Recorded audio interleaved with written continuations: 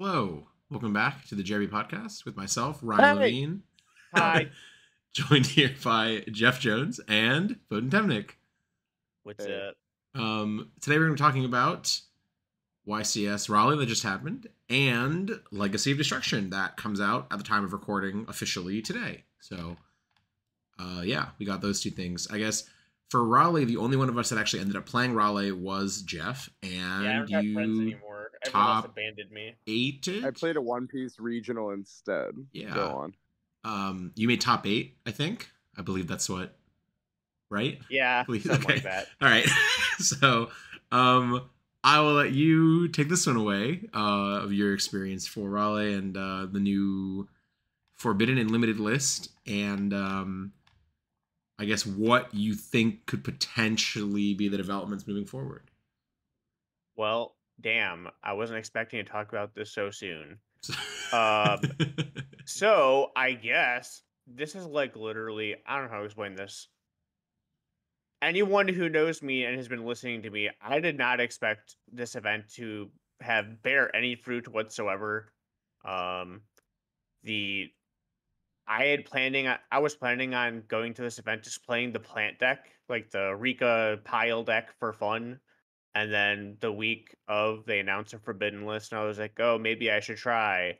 And then I was like, well, what should I do? Just play the Fire King deck? I know how to play the Fire King deck. And then Dom, Couch, and everyone else was like, no, just play the pure deck. It's the best. And I'm like, oh no, I don't know how to play the pure deck. And Dom was like, don't worry, I'll tell you what to do. And then so for 3 days, Dom told me how to try to play the pure deck. And then I went to the event and somehow I kept winning and then I made top 8. And that is exactly what happened. Yes. Somehow I And kept winning as I literally just somehow kept winning. Yeah. Yes, the first two rounds I played terribly. The only reasons I won were because my opponent's hands were equally well. I mean, they were just poor and they did not play as well either. So then I won those when I should have lost if their hand was even slightly better.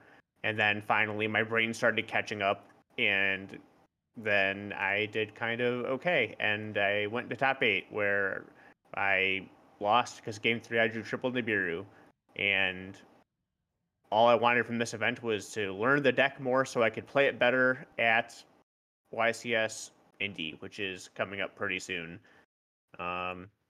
So yeah, I don't know. Yeah, this event was just very weird. I just did not care about this event at all. Yeah. And, I was gonna say, is there anything you could actually like take No. away from this moving forward? Because like we're almost into WCQ season, right? Like this is what we play for essentially. Everything else in between is just practice. However, so much is changing in between then. Like, did you feel like you gained anything going in? Like, Indy's probably more reasonable, right? But like, your brain is just probably gonna soft reset when it comes to Nats season, right? Yeah, it's gonna have to because there's gonna be a new set legal that actually changes everything. Three new sets because Legacy Yes. Destruction wasn't legal. Terminal World is legal, and Infinite Forbidden is probably legal, right? Yeah. So there's a bunch of stuff legal for nationals that like actually will require a lot of like brain power and like maneuvering to like make a deck around. Whereas this was just like I kind of just play a fire deck. I know the basis of the fire cards. I know how to play the Fire King deck really well, and the thing is that with the Pure Snake Eye deck, they play even though they have a lot of the same cards, they play very, very differently. So getting used to all of that was definitely took some getting used to. Sure. I guess. Yeah. Like Sure. You had to make some Because like adjustments.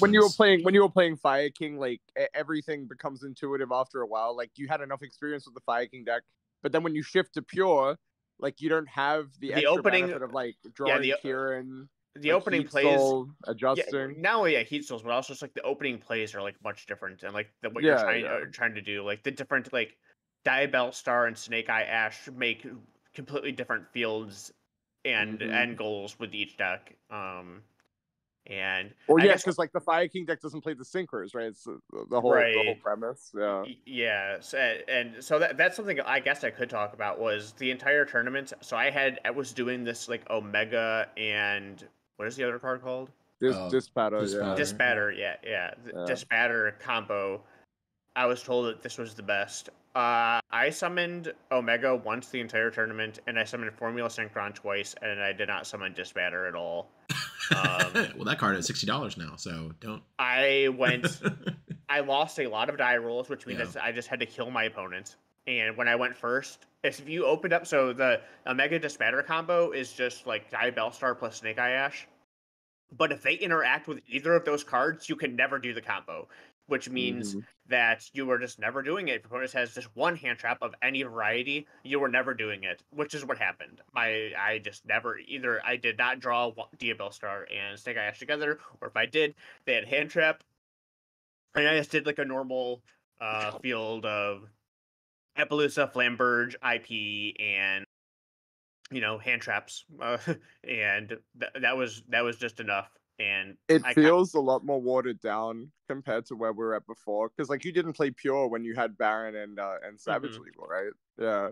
Because I think when I was playing Pure as opposed to Fire King, it did feel like you were able to just default to Baron with a good chunk of lines, like when you were getting interacted with. And it's like quite oppressive when your opponents use, one or two cards. But I feel like Dispatter doesn't have the same sort of mileage, right? Like they're not comparable cards. Like they are level 10 synchros, but they do two very different things. And I think that's probably why, like, I felt when I was testing this deck just very briefly, if I wasn't doing Omega, I usually wasn't doing Dispatter. It was like very, very specific. My formula ended up being IP fodder more often than not.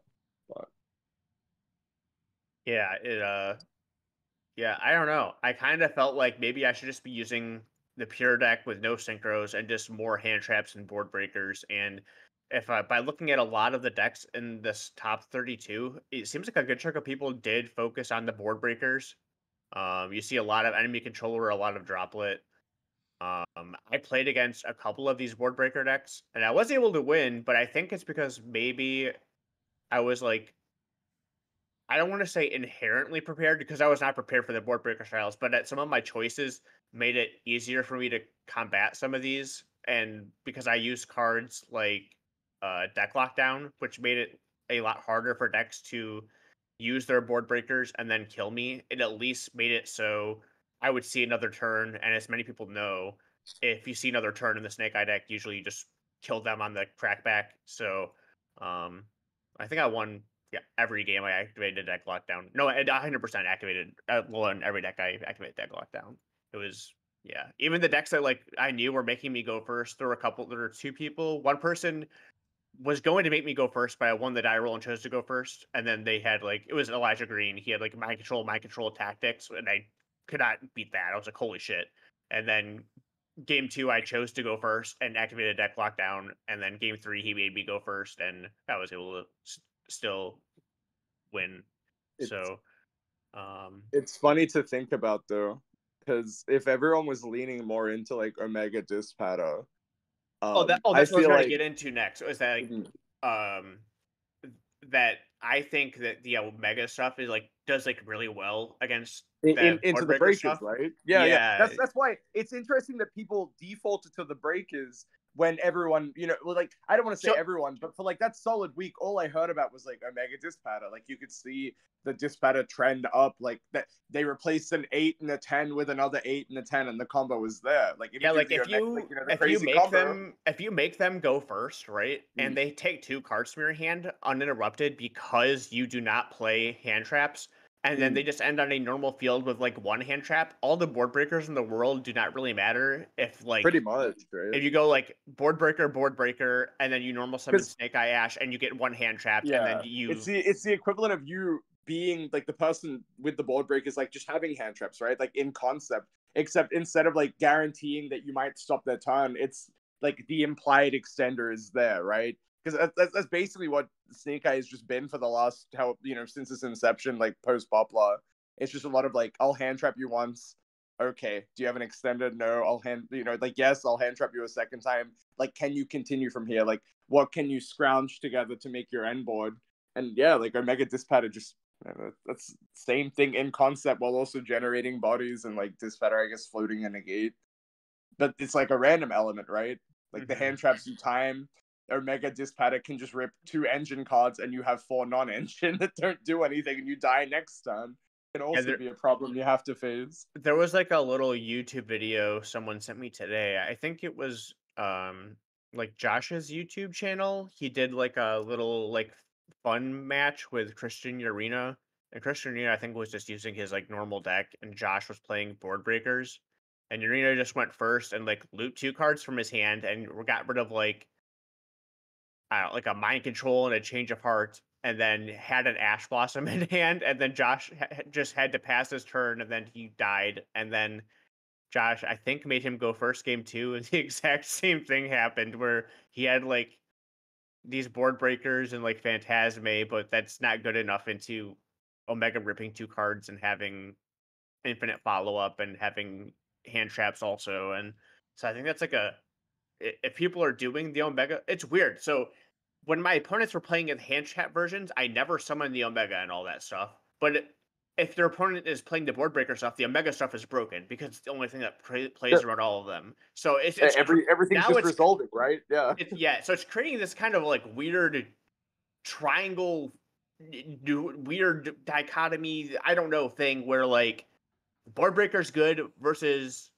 some things, but not all the time. And if they resolve Omega, it's not good. But then I don't know. It's like the Omega stuff is not good against like the pure mirror with lots of hand traps because you're just never summoning it.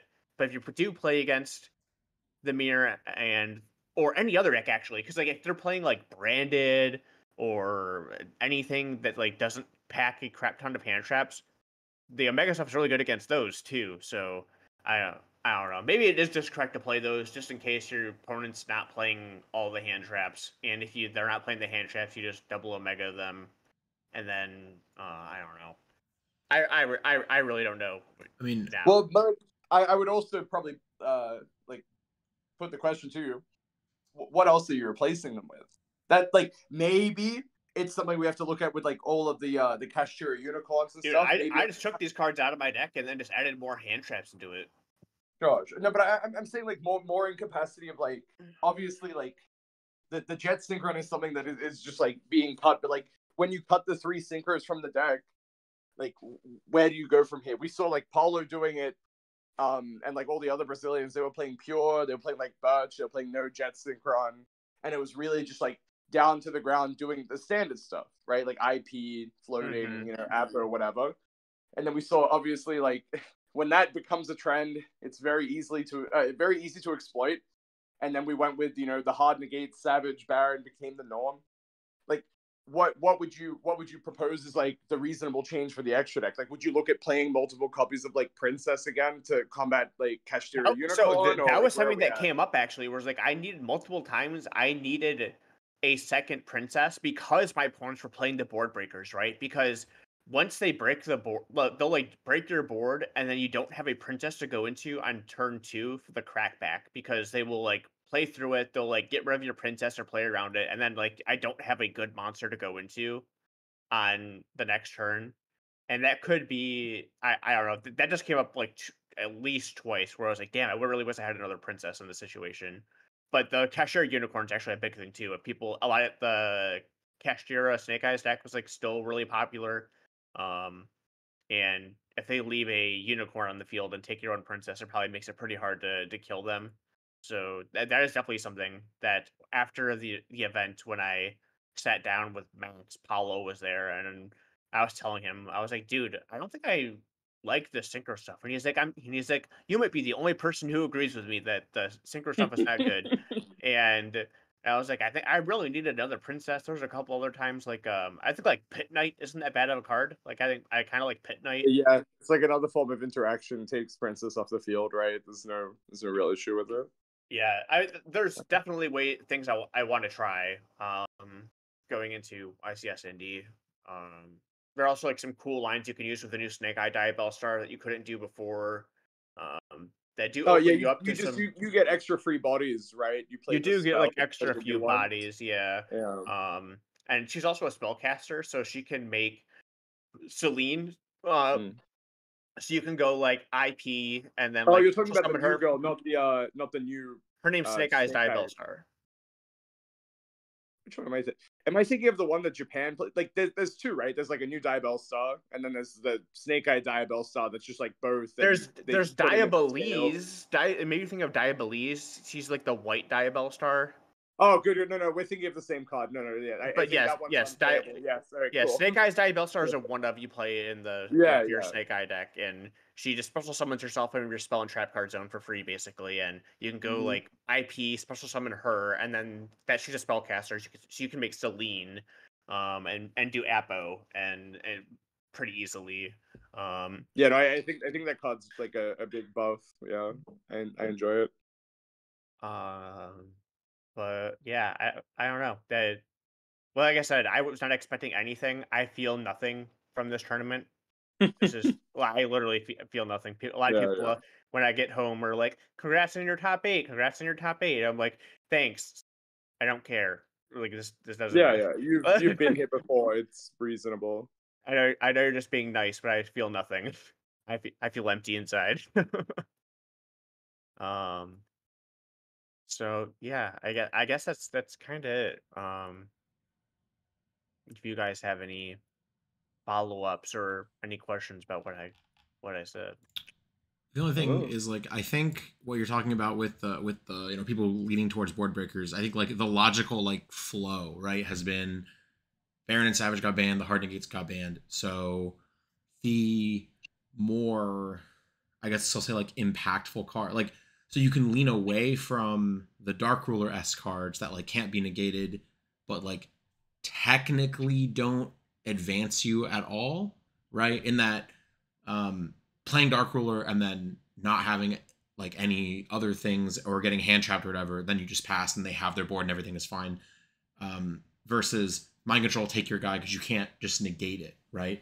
Yeah. I see why people would lean more towards those. And then I think those cards are like incredibly good. Like yes, definitely. Like yeah. when people are just trying to end on like Apo and like, Oh, for sure. Oh, yeah. Mind Apo Control IP, and Mind Control is crazy. Change of Heart and Yeah. Tactics are so good against Apo, which is probably the best like negation card currently still legal, but it only works on monsters, right? So these like change, and then when you take their Apo, now you negate all their cards, their, the rest of their interaction. Yeah, like those cards are definitely super strong. Something else I should mention is that I think every person I played against sided in the Snake Eye Subversion spell or had it in their main deck against me. Interesting. And that's another thing that, like, against this deck now, that there are no like real negates. You could just, this is just a fine card. Like, you just have it and push something back or force a point of interaction where you going second. Like, if you have Diabell Star and Snake Eye Ash, you can search it, get rid of something, push something into the back row, and or force an IP early, force whatever, really. And so there's a lot of like these spells right now, and I think something that some people did and more people will do is in these mirror matches when you are going first. If you're choosing to go first, game 2, and you know these people are gonna have these board breakers against you, you should be. I was already citing this card, and it was Rivalry of Warlords. Anytime this card is flipped in the mirror match, they basically just lose. They really can't do anything. And also the one anti-spell. So I think my side deck now is just going to be like one anti-spell, one rivalry, and it covers these kind of board breaker cards as well as some other stuff as well. And you're going to have like a bunch of these one-up floodgates, maybe some other different floodgates to combat these board breakers. It's almost like these cards should be at 0. Yes. So funny how that works. I think going forward, that is definitely going to be the play where, yeah, instead of like trying to lean into all of the board breakers and choosing to go second, I'm still going to choose to go first with hand traps, and then game 2/3 have these you can't play anti board breaker cards that are also inherently anti board breaker because they can't play around them no matter how many times they steal your monsters. Yeah, because that's like that's sort of the logical progression, right? Where if there are no hard negations, so you move to all the board breakers, then you move away then you play the greedier combos that don't care about the board breakers, being Despotter and Omega. So then when people shift back to hand traps, where now your deck is worse in a longer game when you get hand trapped, you switch back to playing more utility cards in your extra deck, right? Like a second princess, second SP, whatever, until eventually it just all loops back around to like, which flavor is your opponent playing, and did your version beat their version at deck selection, which is sometimes frustrating, but I think when it's so early in the format, you can get rewarded for like the deck building decisions, which I think a lot of people did, because we saw a lot of people do pretty well with the, not even just necessarily the going second decks, just with a lot of those going steal cards in their deck. Yeah, which seemed to be very, very effective against everything that was not Omega Dispotter, right? And we'll see if Omega Dispotter becomes the absolute standard, then I think we'll see more hand traps and those types of decks. And this is mostly relevant for like is there any other YCS before Indy or any other big events like that? Or is YCS don't think so. Like Brazil. Oh yes, Brazil. Yes, there is a YCS in Brazil. For that. So there's those two events, and then out comes all of like these other sets, and it's like Nationals WCQ season, and everything I'm talking about right now goes out the window because so much changes, because there are so many broken crazy cards that are legal for that event that I don't even know where to begin. So we'll have to do like another video talking about Terminal Revenge out for every, because I know that I think NA might be the only region that has Infinite Forbidden legal. Infinite Forbidden, it might be legal it's for NA, Europe. It's legal for Europe as well. Okay, yes. But then Terminal's Revenge is legal for a lot. June 21st. It's legal for everything. It's legal for everything, right? Yeah. So, and I think that will change more than people might think. I think like. I think the Infernoid deck is just another fire deck. That's the one. Is the Infernoid deck I think will be pretty popular on release. At least, like I don't know if it will actually convert or have any staying power, but I'm sure like the first event it's legal, people will try it just because it's another card. Like instead of Fire King Snake Eye, you play Infernoid Snake Eye, and they probably have some reasonable synergies in the Fire Mirror matches where you just have 10 main deck DD Crow monsters. And like that's probably pretty good, and just more. And like I don't remember what all the new Inferno cards do, but I remember they were the cards that I read them and I was like, this doesn't read like a real card. Like 10 times in one turn. Yeah, I was like, this doesn't seem real. And they have a big Link 4 that I remember reading and going, that's pretty good. And it's just something to do now that all the good cards are banned from your extra deck. And it's just something to do. Fusion monster and a rank, rank 4. The rank 4 is like generic, but it takes like an Infernoid monster. When your opponent special summons a monster, quick effect, tribute one monster, negate the summon, banish the monster. If the card is banished from the graveyard, you can banish one card in the field. Nice. If this link summon card is destroyed by an opponent's card, special summon an Infernoid monster from your deck, ignoring its summoning conditions. Yes. That sounds like an insane card to summon until your opponent mind controls it. And then it becomes a huge detriment, which is like, maybe when those come out, we'll see more of the mind control type cards coming. But Infernoids actually have like hard negations, sort of, with like Decatron sending the guy that negates spells. But let's not get too deep into the Infernoid stuff yet. But that is definitely something we're gonna talk about when we get closer. It's one of the more playable decks going into the WCQ. For sure. That deck we'll see play. I'm going to say it will top one of the WCQs 100%. That's all. That's I hate it. Very vague. I hate Inferno. Top 3 most hated decks of all time. It's funny because my most hated deck is Ritual Beast, which also gets new cards in that set. Guess which my second most hated deck is? Ritual Beast. It's Ritual Beast, another deck I hate. They don't come in the same set. What a bad pack. Nice. Okay. Anyways, so let's move on to Legacy of Destruction, and I guess elephant in the room. I'm sure we're going to talk about it. Let's just get it out of the way first if we're talking about the actual card quality. The rarity distribution is pretty atrocious. And that is a common sentiment that I think I've seen a lot of people have. So I think so I don't want to say that it's like because of us, but I think I've seen a lot more people complain about it since we have complained about it more. I don't know. Like, I'm not going to say that's a direct correlation. But a big thing on this podcast is we talk about how it's seemingly Konami cannot balance these sets with better rarity distributions so that you don't have sets that are worth $150 for a box and also don't have boxes that are worth $40 in like a couple months. Yeah. And this leans more towards this set being a $40 set than it does anything Unfortunately, else. yeah. Yeah, because of the way these rarities are lined up. Which I guess like the you know, for I'm sure everyone has seen Tenpai Dragons are the most hyped cards coming out of this set, and they are all super rare or lower. And that's a problem for a couple reasons. So on the one hand, the knee-jerk reaction is, oh, okay, that's good for budget players. We have seen the super rare Tenpai Dragon be sold on TCG Player for almost $20 each, which is insane. Like, that is absurd to me, which we'll get to that later with more math about how that will work. So that's crazy that there's just a super rare that's $20, which shouldn't be, but we'll talk about that later. And I'm sure that will go down a bit as the set, you know, comes out, and more people can get their hands on it. But the other issue is, because of this, the maybe not required as much as people might think, but you should probably have it in your deck, Trident Dragon has soared to like unacceptable levels, where we've seen the Legendary Collection Secret Rare selling for over $100, which like that card had been creeping up. It had been, you know, like $20, $30 when this, but then once all of the Tenpai Dragons were announced to be super rare, now it's like, oh, well, now my deck is free, essentially. Not really, but as I just said, the super rare is $20 currently. But now what happens? Well, all these people that, you know, had X amount of money, I guess,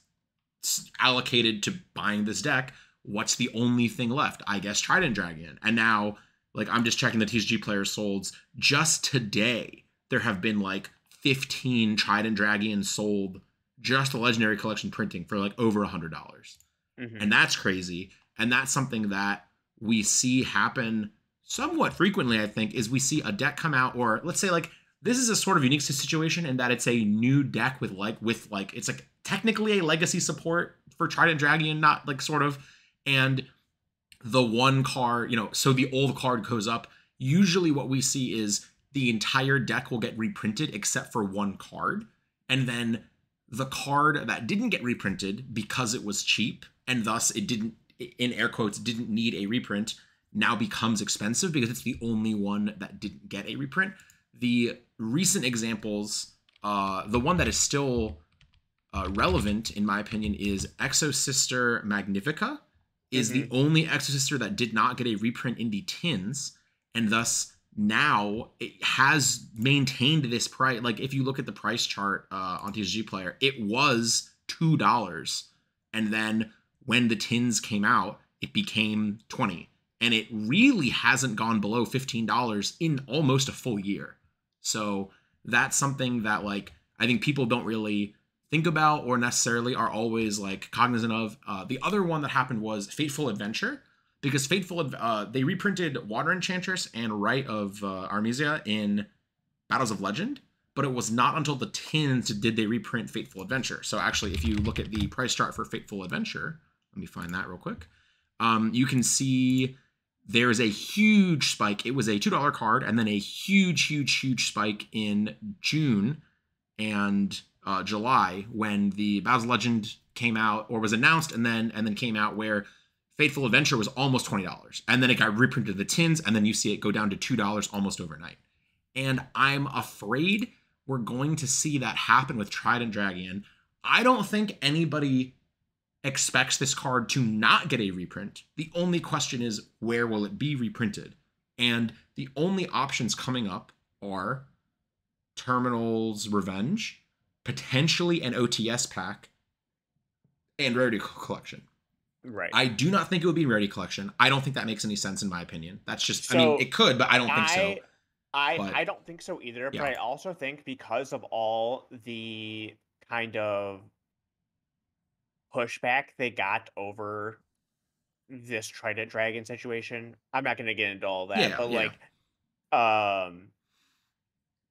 if I worked at Konami, I would have said, oh crap, let's just put out an updated press release and Trident Dragons in the press release.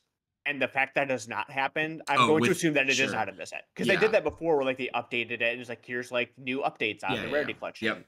And the fact that it does not happen leads me to believe that it's definitely not in Rarity Collection too. So the only places it could be, in my opinion, would be OTS Pack, which doesn't come out for another month, I think, and we have almost no information for. I think truly the only card they've announced is Exodia. The Forbidden One is Ultimate, which is funny for a different reason. But yeah, it's that, and then potentially Battles of Legend Terminal Revenge, which upon thinking about it more, I personally think that's where it will be, right? Like I think that one, I mean, yeah.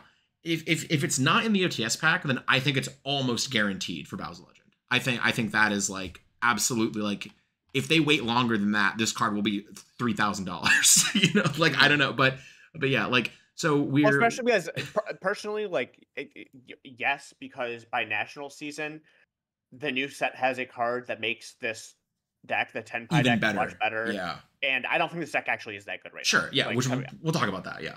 But by then, I think it gets leagues better. There are 2 cards in it. One of them for sure you 100% absolutely. play. Yeah. One of them maybe not. And I think with those cards, like the deck is way more scary. Yeah. And which would mean that more people would be likely to play it, which means more people need Trident Dragon, which means supply demand. You know what happens? Card ends up being $200. Yeah. And this is the situation. This is the type of situation where I truly think nobody wins. And by that, I mean the new set comes out and all the cards are inexpensive. However, it doesn't matter because anyone hoping to play this budget deck still has to pay an insane premium for their deck. But the card they're buying isn't even a card that Konami makes any money off of. So it just like the people are like, you know, it just like when I take a step back again and think about all the logistics and all the products coming out and everything, I just don't get it how and how this happens like more often. Like this doesn't happen all the time. Like I actually do think they've been getting a lot better about their OTS pack reprints. Like if Trident Dragon is in the OTS pack, the only fault I think they have is not announcing it ahead of time. Because now we're in the situation where a ton of people have already bought this card for $100. And if it is in the OTS pack next month, this card will be $20. Like the secret rare legendary collection version that people are paying $100 for, if it is reprinted in the OTS pack, that version will be $20. And we've seen this happen with cards. We've seen Aluber go from like that card was like $120 before it was announced to be in Ghost from the Past 2. And then overnight, that card was $15. Like literally overnight. Because no one, like, this is not a card people are buying for the collectability. This is not a card people are buying for like the rarity, whatever. That was a card, it came in one rarity. People were buying it because they wanted it for their deck. And similarly, the ultimate rare, I think might retain more value for Trident Dragon, right? Like that, that's the one that if any of them retain any value, and then this ultimate rare is almost $300 for like a clean first ed one. Like it's like a $300 card, which is also insane to me. Like and then I think like people are mad that it's so expensive, and then when it gets reprinted, some people that bought into it will be mad that they reprinted it so quickly without saying anything. And it just seems like from where we are now, truly a no-win situation and everyone will be upset. Yeah. And like, I don't know. I just think if this card is getting reprinted soon, it baffles me they haven't said where yet. But right. And something I want to point out that I think is really interesting is that Legacy Destruction came out in late January for Japan. Yeah. And that card had not been reprinted since 2012 in Japan. Yes. And they put out a reprint of Trident Dragon at the very beginning of January, before the set even came out. Yes. So I find that incredibly frustrating on a different level that, Japan tends to do that if you do. want to get some receipts. Yeah, like, so that's the funny. They will release a tournament. Japan, they'll release the card first, before they know what like is in the core set afterwards. So people just have these like layered speculations of like, oh my god, they reprinted this card. There's probably gonna be this support in this set, which I think is just is cool. really well. It's really cool, but it's also really weird and frustrating that Japan does this for their tournament packs. You know, you go to stores, their version of OTS packs, they get cards reprinted before they're actually needed. For us, we get them in our OTS packs months later when a deck might not even be playable anymore. Well, so one thing, yes, however, this is my biggest problem with the OTS. Well, yes, I'm not going to dispute with that point of a lot of the time it seems like the OTS packs lag behind the actual tournament results. And I think that's just because there is such a large gap in release. Like there's 3 to 4 months, of, oh, okay. I just checked OTS pack 25. I did not realize this came out June 12th. I thought this came out May 12th. Oh my God. Okay. So yeah, even if Trident Dragon is in OTS 25 as a super rare, it wouldn't be ultimate, I hope. I feel like they'd make it a super rare. Right. If they made it ultimate rare in OTS 25, they're just trolling everyone, which I guess I respect it to some level. But yeah, it's like I think the OTS tournament packs need to better line up with the release of the core booster sets. And sometimes they do. And it's like it seems almost like a happy accident where for Photon Hypernova last year, the OTS pack came out the almost the same day. I believe actually OTSs had that OTS pack in hand before the tournament legal date of Photon Hypernova. So technically you could get super rare Kashtira Scareclaw before you could get the common, because that set literally like was in distributed to OTSs like a week before the official release of Hypernova. And similarly this year for Phantom Nightmare, we have the OTS Pack 24, the newest one, came out 1 week after Phantom Nightmare. And that had Raid Raptor reprints, Matter Spectre reprints, right? Like relevant cards for the legacy decks. And we saw some of those cards be kind of expensive. Like we saw, there was a specific Raid Raptor card, Raid Raptor Tribute Lanius. This card was creeping up. This was getting expensive. The Ghost from the Past version, which is the reprint version, was over $10. In anticipation of these cards coming out. And this is where I look at this and I go, these decks are clearly not the tier 1 competitive decks. They are clearly guaranteed towards the more casual players. And this is where you need to be reprinting more frequently. So the casual player can just play the deck they like without having to spend a lot. And again, like, I think it is perfectly fine. Again, this is everyone's going to be mad. I think it is perfectly fine for a card like SP to be expensive because that is a card that is a competitive mainstay and everybody needs and yada, yada, yada. I think it is insane for these casual anime cards to not get reprints and be $20 in decks that are not good. Like, or decks that are like getting new support and are like, they're going to be more playable, but they're not like, Raid Raptor is not a tier 1 deck. It's fine to just throw these reprints out. And I think it's good that they've been, that they were so on top of it for, I just closed the tab with the Raider card, that they were so on top, that they were so on top of it with OTS Pack 24.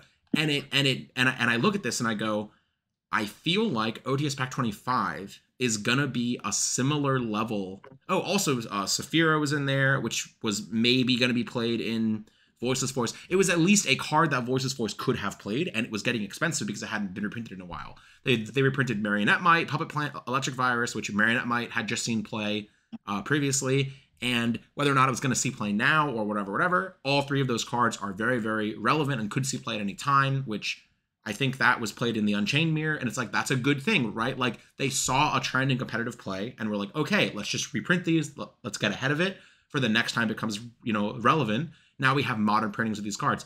And I'm hoping OTS Pack 5 will be a similar level of quality that OTS Pack 24 was in terms of the reprints. The problem is, comes out 2 months after the set comes out.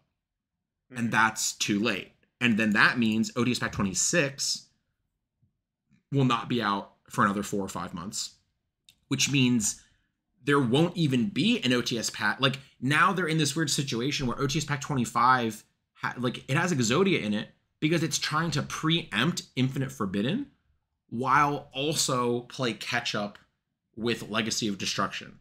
And unfortunately, I think that means there are going to be some cards that are missed because it's in this awkward window. And I really, really, really would just like to see OTS packs line up day and date with core booster sets.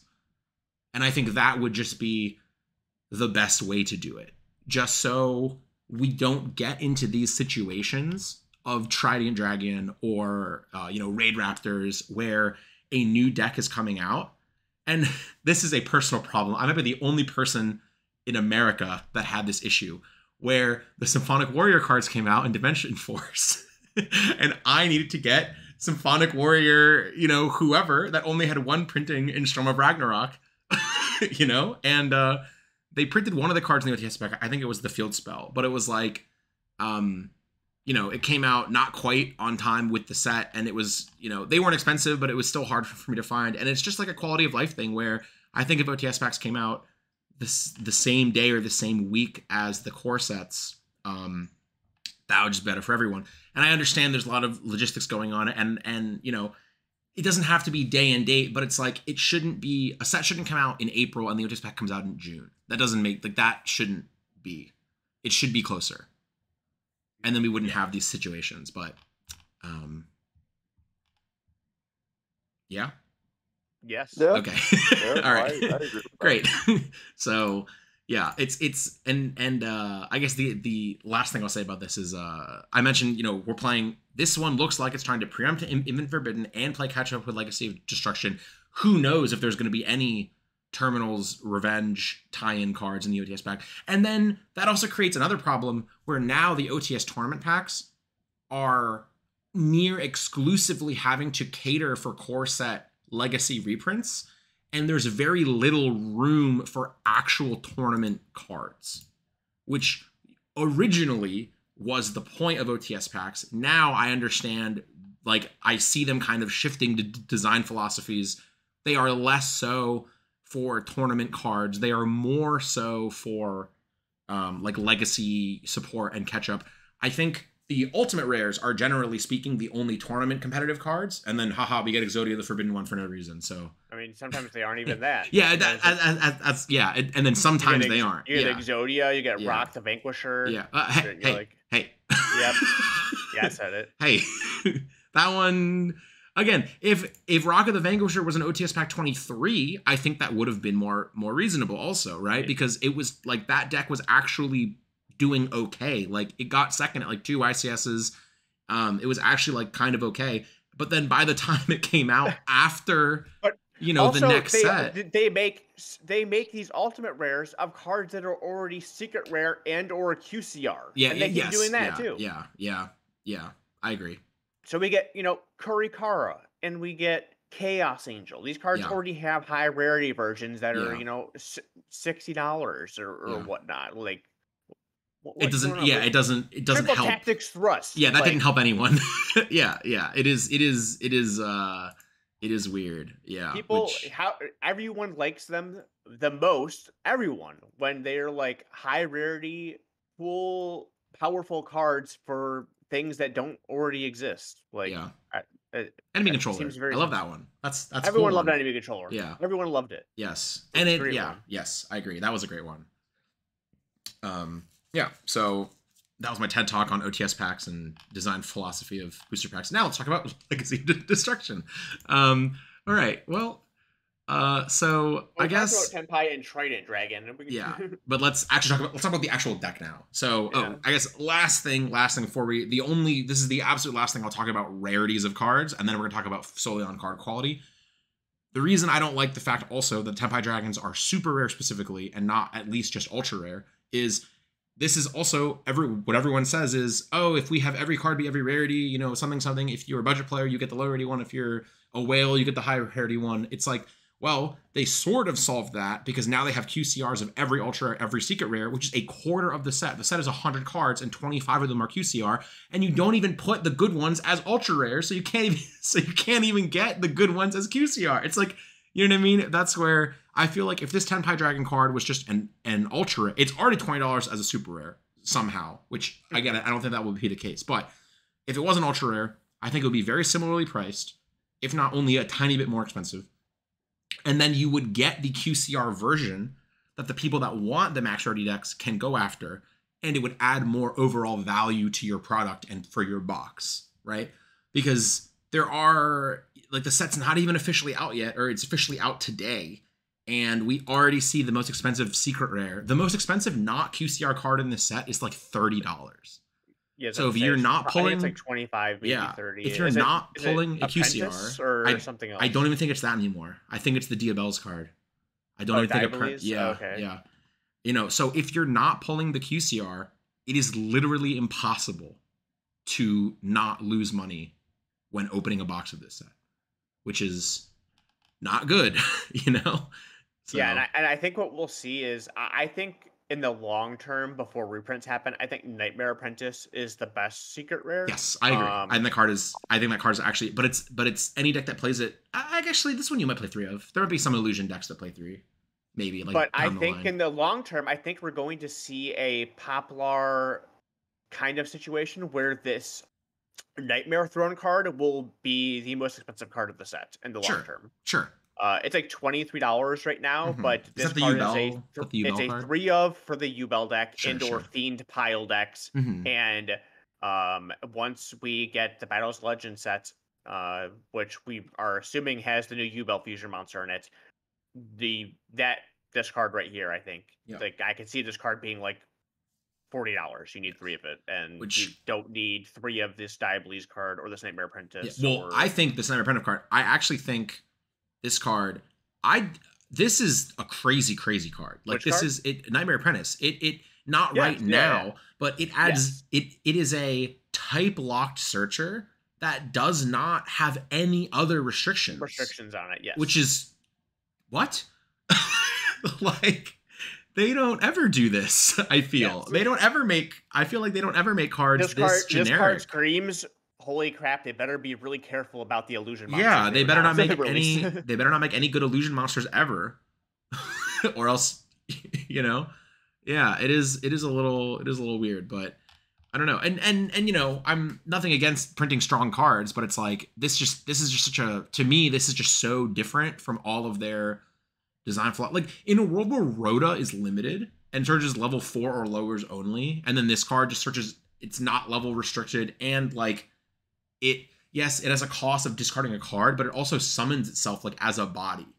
Like, this card is just insane. But yeah, all right. So I guess let's talk about, you've mentioned that you don't think right now the Tenpai Dragon deck is as good as maybe people are making it out to be, but next set it gets more support, which I agree. I think next set that support really like ties it all together.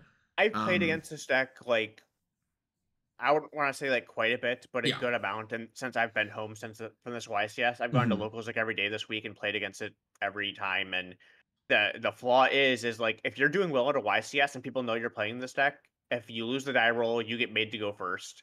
And that happened each time. I made my Tenpai opponent go first. They passed basically without playing a card, and I just kill them. And you can pretty much be, if that happens, that means game 3 for sure. At least you get to go first, or bet force them to go first and side accordingly. So I just had cards like Deck Lockdown in my deck where they just could not play at all, no matter how many hand traps they had. Like, even my opponent shifted me, and I summoned a IP Masquerina with the Snake Eye Field spell and a Oak in my back row, so then I can summon Oak, bring back something that's banished, make either Appaloosa or a SP, and then I also have Deck Lockdown face up. It was just like basically over. I think it's very counterable from the fact from this fact. It's like, currently it seems pretty linear and exploitable, which is not like, it's definitely a powerful deck, but it's going to be one of those things where, yes, it's just another deck that you can win sometimes, but I don't think it's going to overtake Snake Eye even remotely as like is the top of the deck. So, The one thing I will say, and why I'm kind of optimistic, maybe more so about it than you, is if we look at the breakdown of Raleigh and we see it was 16 out of 32 Snake Eye, which includes all the different weird variants of like Kashtira or going second or just pure with synchros and combo and stuff. And then we see like 9 other decks. It was like 1 Scareclaw, 1 Flunder, 1 Lab, 1 Plunder, 1 Branded, or no, sorry, 2 Branded, 2 Voiceless, 3 Fire King, 3 Stun, which I assume are all of the Runic Stun. And it's like, that's so many different decks. And yes, Snake Eyes is the most played deck, but when we have a format like this, right? When you have half of the room being Snake Eye, you kind of have to tailor your deck to beat Snake Eye. And then you have all these other random decks that can just beat you. And I feel like Tenpai Dragon might be able to just kind of fill in the blanks. And I don't think, like, I think next event we'll probably see something similar, like 16 Snake Eye. But then I think we'll see like 4 Tenpai Dragon. It's more than 16. By it is the way, more than 16? Okay. Yeah, it's like 19 or 20. Oh, just the Fire King decks count. Counting Fire King. Oh, yeah, okay. Yeah. Sure. Yeah, sure. So we see a little more than half the room being Snake Eye. And then I feel like Tenpai Dragon is so first of all, I guess, which we'll get to this, Voiceless got a new card that is pretty good. So we'll see Voiceless probably go up a tiny bit. And then I think Tenpai Dragon is a new deck that is stronger than a bunch of these decks that did kind of sneak in. So I think we'll kind of see Snake Eye take like a tiny I would argue hit. that it is not stronger than Branded. I think that's fair. If they don't open up with Ash Blossom, they activate Branded Fusion, and then you cannot kill them because you will get Gimmick Puppet locked. Sure. Yeah, that is true. Yes. So in Japan, I think if they had our Branded deck, I think Branded would be a very strong deck there. Sure, fair enough. So yeah, I would say it would be kind of this thing where like, yeah, it goes like Snake Eyes, Branded, Voiceless, and like Tenpai like would be another deck in this kind of like which I think this format is open enough, like that's okay, right? And again, notwithstanding trying to drag it $100, haha, I think it's okay for that type of deck to be like the 4th best deck. And that, and by no means is that deck terrible. It's just like, yes, it is not the like meta killer, like new tier 1, tier 0 absolute best deck that I've seen some people say it will be. I don't think that, definitely not, at least with this, like maybe with the new cards, but like it is not the best deck right now. Like that's, it definitely isn't. But it's definitely another viable deck. If you don't account for it, I genuinely think you will just die to it. Yes, 99% that too. of the time, it is a deck. Nothing will matter. If you are not aware of it, you need to prepare for it, which is fine. Decks like that should exist. It's good enough to make adjustments for sure. Like Ogre and everything else is definitely gonna come back into play just to compensate, because I think a lot of people will gravitate towards this because, one, as Jeff loves to say, shiny new toy. Which is definitely a thing. That and like the hive mind gravitates towards like the new stuff in the media, right? And what is every like YouTube video saying? Tenpai best deck! Exclamation mark! Like, yeah, sure. That's also the title of this video. Yeah, literally. Gotta get the engagement while we can. But I think it's best a deck like that comes out now. I know I just said there are a bunch of different decks, but then we also established that over half of the rooms is the Snake Eye deck. In a really, really, really wide format, I can see a deck like Tenpai being really, really frustrating because you might not be able to cover it in your side pattern, and then just, I played against the one that just insta-kills me because I didn't have the cards, whatever. Yeah. Right now, I think you can pretty safely be like, I have my main deck tailored towards Snake Eye, and then my side deck covers Stun, Voiceless, and Tenpai Dragon, and maybe Branded. And then the rest kind of just, terrible, which I'm okay with. Like, there's some like fake overlap in the Tenpai that you can probably adapt now. Like we saw people shifting, not necessarily shifting, but we saw Urga becoming a thing towards the.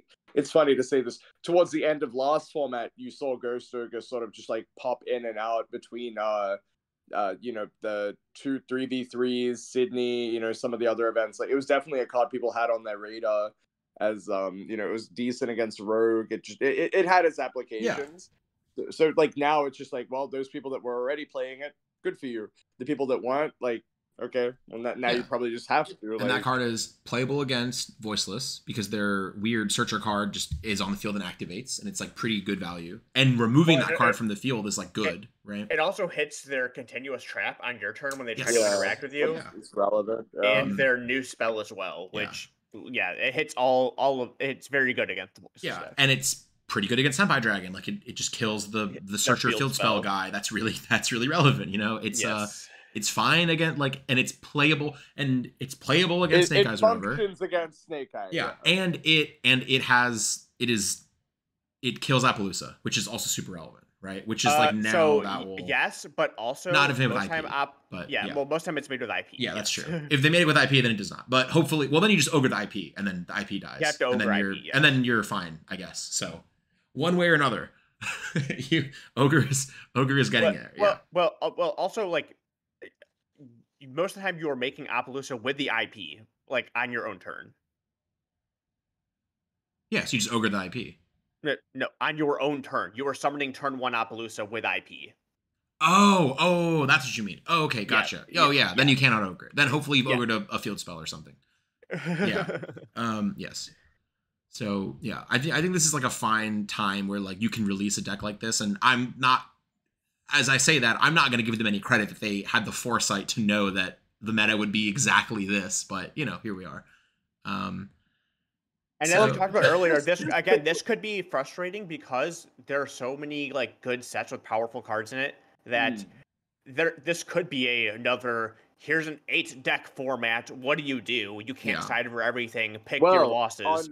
On that note, I was looking at Road of the King. I'm just trying to see if Japan is doing anything unique. Like it's what you would think until you look at like the breakdown for the very like I think small relative to some of the events that Asia does have. But we had an event in Hong Kong that was won by Salamangreat, and then I'll just rattle down the list into top 16. I don't know if it's relevant, but it said 320 people, so I guess so. But the format was 6 rounds of Swiss in top 16. So again, variance fueled, haha, I lost one, I didn't make top cut sort of event. Salamangreat won, Snake Eye second, Yubel Unchained, Snake Eye Voiceless Voice, Snake Eye Fire King, Mekanko Phantom Knight, Infernoble Knight, Grass Branded Centurion, Sinful Spoils, Snake Eye Rescue Ace, Voiceless Voice, another Snake Eye deck, Yubel, and Labyrinth. And then just there was another event in Thailand that had 166 people with what looks to be a better event structure. Still 7 rounds of Swiss top 64, so like not as bad. And that event was Snake Eye into Melodious Voiceless Voice, Yubel Dinosaur Branded, Yubel, Tenpai, Melodious, Yubel Sinful Swirls, Infernoble Knight. So it's a lot if of that gives us anything to look forward to, like potentially, right? Like that's something that you could see be playable during that format. This also does not take into account the next set after Legacy Destruction, which they are getting like this next week. I think it's to April 27th. So literally 2 days from now, they're getting this new Infinite Forbidden set, which has some of the most powerful cards in like quite a while and meta defining things. So I think honestly there could just be like an 8-deck format. Well, the main takeaway is that like Tenpai, as we've said before, is not the be all end all in OCG. And well, I don't think anyone thought it was. If you did, I would for sure. But like talk to you about that. Yeah, well, like again, like as I said, new shiny toy, whatever. But like some people may firmly believe that this is the deck to play going into Indie. But all you have to do is just look at like this little pocket format for OCG that is essentially the same thing. Minus Terminal World stuff, plus like minus the Yubel card that comes out in Jump for them, and what we assume to be Terminal World for us, right? Yeah. So like, it's still broad. There's still a lot of stuff that you can do.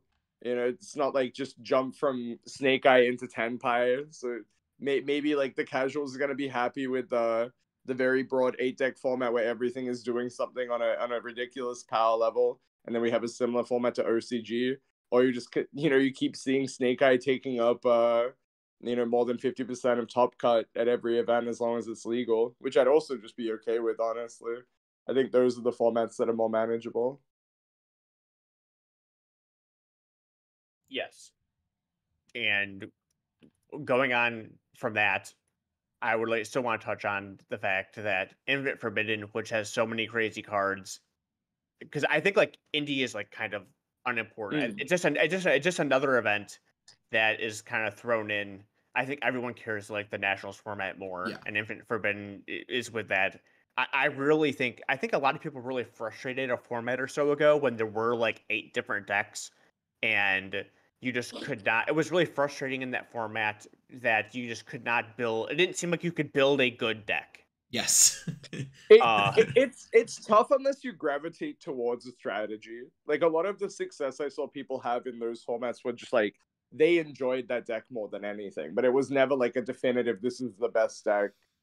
You know, we saw people like Santoli, Jesse, like they were all playing relatively unique strategies, right? Like Unchained was just like unknown, but like as the format panned out, like it would sort of thin itself out. But these people were just vibing more than anything. I think it's like the main takeaway that I had from those like 8 deck formats. The people that had more success were actually having fun with the decks that they were playing, whereas we're sitting here like, why does everything suck? It just feels way worse. And I know like Santoli, he was playing that deck like way before, and one of my friends was like, yeah, he just wanted to play this deck and has been playing it for like months. So when it got good, he would be like a master of it, and then he won the YCS with it. So, yeah, it's kind of like this. I don't know. It puts us in this weird. I'm as excited as I am for Infinite Forbidden. I'm really scared of having this kind of 8 deck format because there are so many good cards in it. I tend to like. I don't like 1 deck formats. I hate tier 0 formats. I tend to like more of like these kind of 4 deck formats, where it's like things are more manageable, especially with your side deck. Like, how are you supposed to But you're prepare? not playing the exact same games over and over and over again because there is Yeah. some variety of what's going on, but it's not just like yeah. When I play Yu-Gi-Oh, I like to enjoy Yu-Gi-Oh, and I enjoy the way I enjoy Yu-Gi-Oh is not playing the same decks over and over and over again, not playing the same matches, like, and especially mirror matches. Mirror matches, a lot of times, like, yes, they can be skillful, but like when you put 2 people who are like kind of on equal skill, it's heavily luck based between things like non-engine and dice roll, and that's like really frustrating to me. So random rant about nationals format. I hope it doesn't come to that. Yeah. Well, you know what I mean? Like sorry, you don't know what I mean. I haven't even given you my point yet. I think that there is a world where if you do end up seeing some, you know, ridiculous snake eye skew at indie, who's to say we don't have a ban list going into WCQ format? Like indie is in May, the first WCQ is like end of June, right? Like there could just be a chance that we have another list. Like it's, you know, I'm not saying that it's 100% possible, but I think with how Konami has approached the game recently, I could definitely see less of a knee jerk reaction, more of just like, okay, we wanted to see what the new stuff was doing.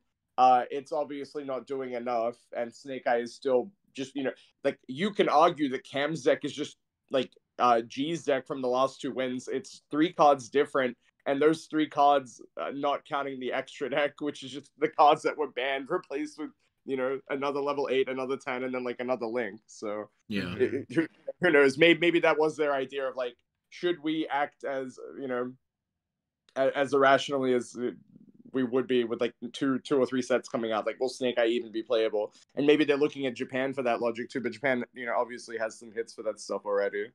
So yeah, I would. They're pretty minuscule hits for Snake Eye in Japan. Yeah. But you do see like some other decks creeping in. I think also maybe Japan is just kind of sick of Snake Eye, and they do that a lot. That's something else that I definitely have considered of like how sick is OCG, and they just want to play like stuff for fun. New cards, like the dude doing well with his 60 card salad deck is probably just like having the time of his life, whereas like one dude sweating it out with Snake Eye, getting max seed and just banging his head on the table. Yeah.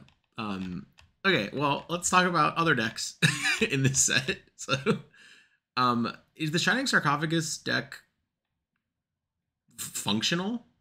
I'm not even gonna say viable, good, playable. Is it functional? I actually don't know. Have like this deck didn't do anything in Japan, right? Like I've never seen anyone play these cards. But I don't believe so. yeah, well, great. I don't know. Like I don't know what the goal of this deck is. And if neither of you do, then we could guess, or we could just move on. So, do either of you know what the goal of the Shining Sarcophagus deck is? This deck got 4 secret rares, by the way. Do we? Look, man. All right, it's fine. I barely read a Yu-Gi-Oh card as Yeah. is on a good day. All right, So, so if you're asking me about the deck that like is probably borderline unplayable. yeah, as I said, yes. yeah, All right, yeah. so Shining Sarcophagus anime deck, to be determined. We'll get to that. I'll play it against it at locals eventually, and either go, "Wow, that was cool," Yeah, or "Wow, this did nothing." Yeah, exactly. Maybe someone will prove us wrong. Yeah. And by prove us wrong, I mean we don't know what's going on, so you should Right. show us. That Yeah. would be great. Lightsworn cards. I have kind of flip-flopped on these. I think they're fine.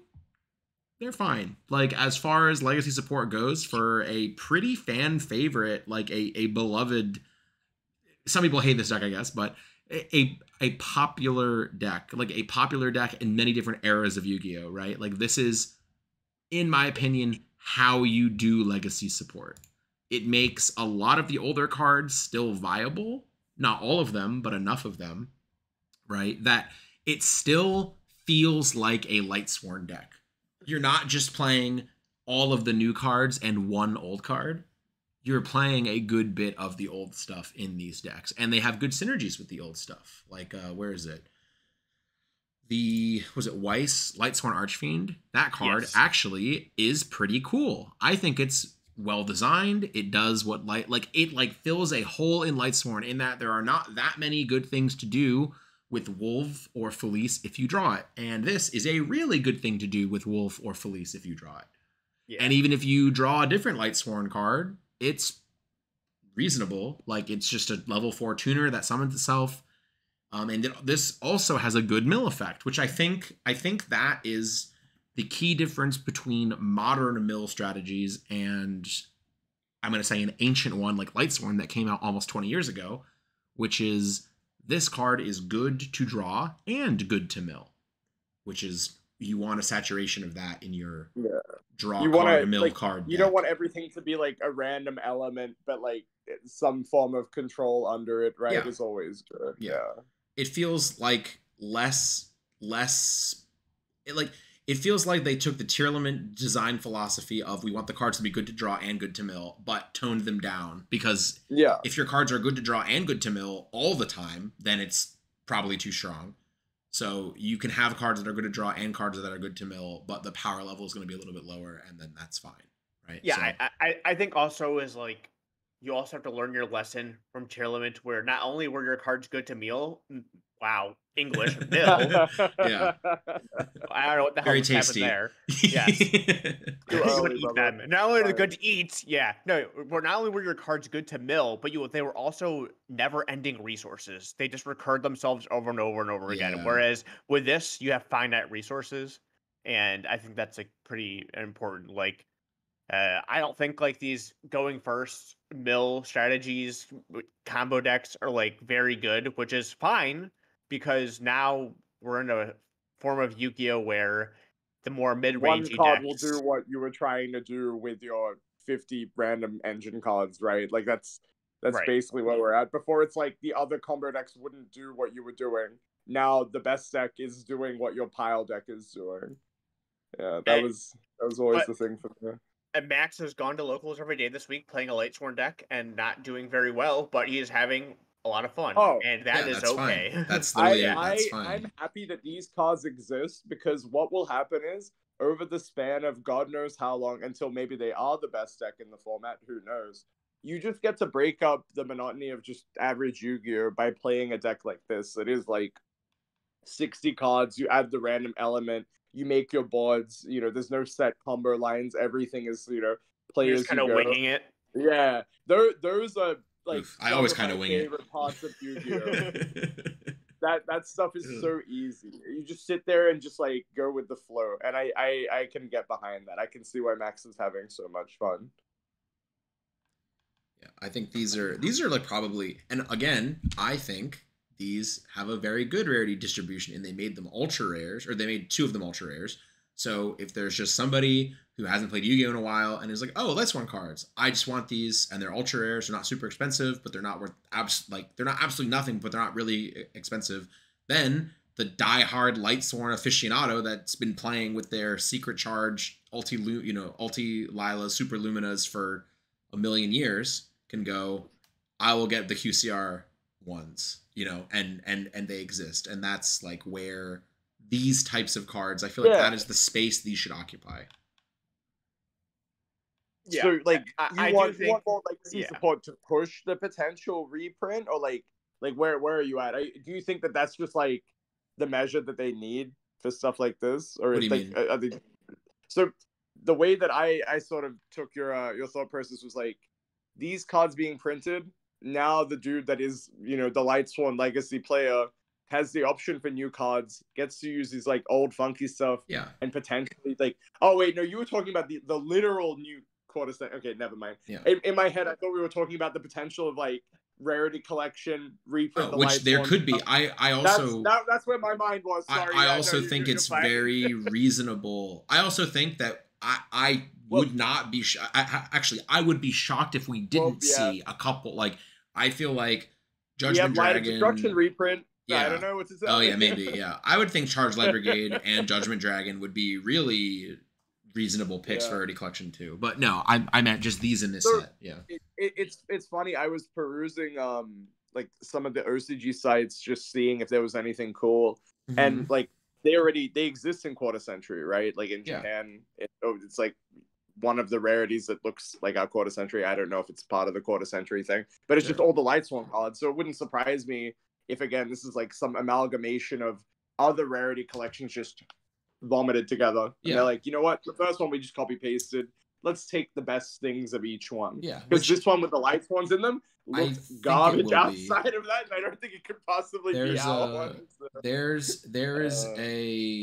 The set that Japan got a couple months ago, or 2 months ago, last month? I don't know. Maybe recently. The like I don't remember what it's called. It's Quarter Century Chronicles, maybe? And then they have 2 of them. There's Unity and Pride. And it's 2 different 200 card sets. And I feel like our Rarity Collection 2 will pull a lot from those. And they'll take 40 cards from one, 40 cards from the other. And I haven't actually... I think not every card comes Quarter Century rare in those 2 packs. They do not. And if somebody adds it all up and exactly 79 of them, 79 of them plus like a banned card like Electromite, if it's like 80 of them come QCR and they match up with all the cards that have been announced so far, then like that's probably just our set. But I hope that's not the case. Well, they don't, because ours automatically we know that they have like the Kashtira cards and like all the planets and stuff. And those were not. Those have never been. Yeah, those have never been in any Rarity Collection in Japan, right? Okay, so we. So ours is completely new. Reason to believe ours is a from the ground. Oh, that's cool. Okay. But I'm sure there will be some overlap. Of course. Cards. Yeah. Like I looked at that set and there were like all the Charmer. They did it kind of cool. There were 3 Charmers in one and 3 Charmers in the other. And I'm like, oh, I wonder if we'll see when the Link Charmers as QCR's Rare Collection 2. And I'm like, oh, that would actually be cool. Like I think that would be a reasonable one. But okay. So Lightsworn cards, I think those are cool. I like them. The U-Bell cards. This deck is there's only one. Good? But... Question mark? Isn't there 2? Well, one's maybe not. This one might not be good. There's the Gruesome Grave Squirmer. This one's required. Oh yeah, Gruesome Grave Squirrel. Yeah, the other card's good too. I forgot. The spell is good. Yeah, the spell's good. But like we don't have the broken generic negate U-Bell fusion card monster. yet. Yeah. So like these cards in like mono U-Bell, sure. But even then, I think it's just like lacking. It might catch some people off guard at Indie, so it's good to be aware that these cards do exist. And well, the thing is that like I have people at local still like playing this deck, and you can still win. It's one of those things like if your opponent does not know what your cards do, you can just lose at the spot, because if you leave no, not even just that. If you leave a bigger monster in attack mode, U-Bell crashes all of their guys, and you just take. If you leave a guy with like 2,500 attack in attack mode, you probably just lost. Like that's like on par with like the Pearly stuff as well, right? Like obviously the Pearly stuff could ignore a lot of like your playback, but if you're just aware that it exists and you can die because of X, Y, and Z reason, you just like put a guy in defense and you should be okay. Now though is that you with the new spell Nightmare Pain, even if they put them in defense mode, they still take a crap ton of damage. So even if you put something in defense mode, you still get to deal them a bunch of damage. Card, then. Yeah, Okay. yeah. Yeah, summon Spiral Tough. Oh no, he has no cards. Oh my goodness. I know. Yeah, I'm a big fan of these cards, and I think they're really cool. They're definitely this wave makes them like a functional deck, which previously I think they were just kind of neat legacy support, but weren't like a cohesive strategy, and now they might be. So that's always cool. There was a lot. I didn't realize, I think, how much support there were for the Valiant Smashers decks. I knew there were a couple Centurions in this deck, or in this set. I didn't know there was a Valmonica, and there's a new Valmonica and new Centurion and new Mementolan in Infinite Forbidden also. I think we're still support when, please. I only got 2 cards. These decks are getting like 11. Please help. Anything. Yes. Madlove, a spell that is consistency that Madlove can search. Okay. I Please. think the Centurion stuff is it's less about making the Centurion deck actually like playable, because I think it isn't, but like now it's just semi-splashable, right? Sure. Like that's the crazy part, is you're just able to like jam it into these random bestial decks and maybe get some value out of it, but I'm not sure if that's good. Like, It's just another thing if for you're pile playing decks, Centurion, like... you play these cards. Like, yeah, no, like, yeah, but I don't think the new Centurion Synchro is still, Monster like, playable. is better than the one they had before. It lets you like do much better plays. The other one was like you draw a card and pop something. This one searches a card. Oh yeah, this card is special one. You can add one Centurion card for next to your hand. Okay, sure, yeah, great, good. Yeah, we did it. Yeah, like that's good text on a card.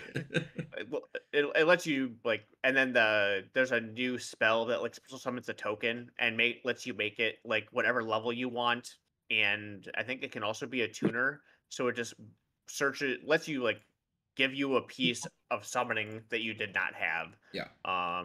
And it's just like a one of, obviously, that you can then search. And I think the Centurion cards are quite cool looking, but I hate how linear they are, because it's just the same thing every game, where you just try to lock your opponent out of the game with calamities. Yeah. And which it's not a very interesting something. If they ban that card, then we get more like, it's one of those things where like, because that card exists, there is no reason to do anything else in your Centurion deck.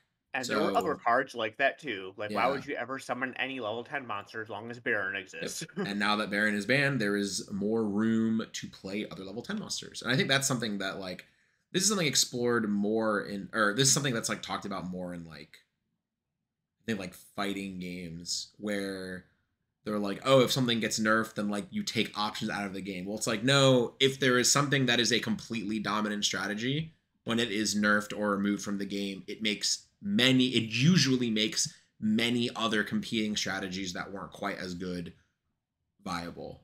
So there are times when banning the dominant strategy definitely opens up more space for other things. But also, it really limits design space from a design perspective. Like, what's it going to take? Like, as long as Baron exists, what are you going to have to do? Make level 10s that are better than Baron? I don't want to live in that world. Like, yeah. I would like more like really good cards that are more specific in their summoning conditions, so that way like certain decks like, or more situational. I think Ruddy Rose Dragon is probably the best way to design a level 10 in a world that Baron exists, where it does something completely different than what Baron is doing, right? Like completely different. And that's like the only type of card that really can exist like generically. Where like if your deck can make level 10 synchros and you're like, well, I guess I'll play one of these because sometimes I want to banish the whole graveyard instead of, interacting with the field. But yeah. And randomly off on topic, that's something I noticed with the new Lightsworn cards, is that Punishment Dragon is infinitely better than Judgment Dragon now in the modern game, probably. But how crazy it is. Like, that's a quick effect to get rid of all the graveyards. That is crazy. Okay. There's a deck that I don't I may have just made this up. At one point, you liked these, the Rika, the Rika guys. Yeah, those guys. Yeah, the Ragnarikas. Love them. Talk Great cards. to me about them. What do you like about them? What do I like them? I like that they are support for lesser, not archetypes, but like subtypes of things. So like, well, I'd argue plant is a lot of support, but yes, for insect and reptile, I agree that historically speaking, they are of the neglected food groups. Yes, I guess I'll say. I wish that these cards are all good when you read them. Like, these cards is just a giant link climbing deck, and you get like, they all can like play off of one card, but there's not a lot of payoff. It's similar to like Tri Brigade, the other tri-tub deck, which did have some payoff and way to play like stop your opponent from playing, because like, but more interaction with your opponent, where this deck doesn't really have that yet. And the thing about the Tri Brigade deck at the time also is that you could like use things like the Zodiac cards as a way to splash. And when you look at insects, reptiles, and plants, the plant deck right now is literally just a fucking mishmash of every single good plant card, and it's a 60 card deck. And as is tradition. And it's not like you can use those cards with the Ragnar Rika cards, because a lot of those lock you into specifically just plants for the entire turn. Yeah, which these are not all. They are the different types. They're, some are insects, some are plants, some are reptile. Yeah. Yeah, and then as far as insects go, there's not like a huge payoff for insects, and there's not a huge payoff for reptiles. The closest you get is the Ogdoadic cards, and like still, Snake Rain is like the closest payoff you get for willingly including reptiles in your deck, which is not much. So I picked up all of these cards and set them aside for myself, because not only do I really like them, it's one of those things where if they make good payoffs, or even other like kind of like generically good insect or reptile cards, I'd want to have these cards to make sure that I have them and not have to pay $1 million for them later. They're pretty cheap right now. So if these things interest you in the slightest, get them while they're cheap, and then don't worry about it later. Let them sit in the box, and maybe Japan prints some really cool generic support or new Ragnarok cards in general. Maybe they do that, because I know the next set does have 2 Ragnarok cards, but they're kind of underwhelming. They're kind of mid. Yeah, but maybe, Rage of the Abyss, which we think might be a water set. Oh, yes. Some. We do think that might be a water set, don't we? That's like, I think it's so funny that like the name of that set came out and people like bought out Mermail cards. And I'm just like, what?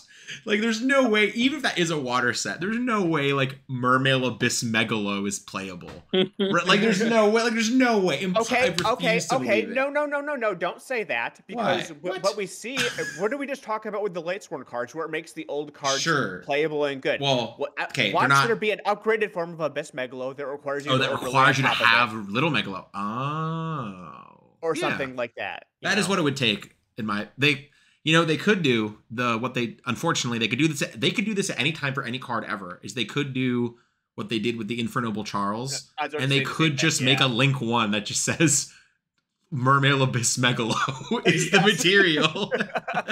Like, technically they could do that at any time for anything. And you know what? Yes, I would be wrong if they made that card. Then you would play Abyss. There are upgraded forms of Garunix, and there's the new Fire King card that summons the old Garunix from the deck, and in Japan they played that one. What is? So, I don't even. What even? Do we have that? Is that a card that we have? Oh, nope. Okay. It's the last one we don't have. It's a Fire King card. It's a level 4 girl. When she gets destroyed, you summon the original Garunix from your deck. Sure. So it's really good. That card's insane. Yeah, I love that card. But we've said it before, on one of the Fire King cards, it's Garunix fucking up Abyss Megalo on the card. Oh, is it really? Wait. Is it Abyss Megalo? Is it Abyss Megalo?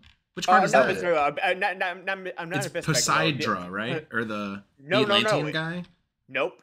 It's a Mermail Abyss Gaio, sorry. Oh, okay, interesting. That's bizarre. He is in the fire with his trident getting fucked up, which is why I think they're going to eventually make the new support for Mermails. Oh, is that Skyburn?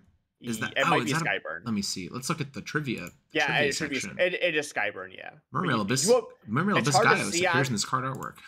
It's hard to see on the physical card, but if you see it without the foil, and Oh, look I really close, see. you can see it. Yeah, he has his trident. Oh wow, wow. Gaios he's dead.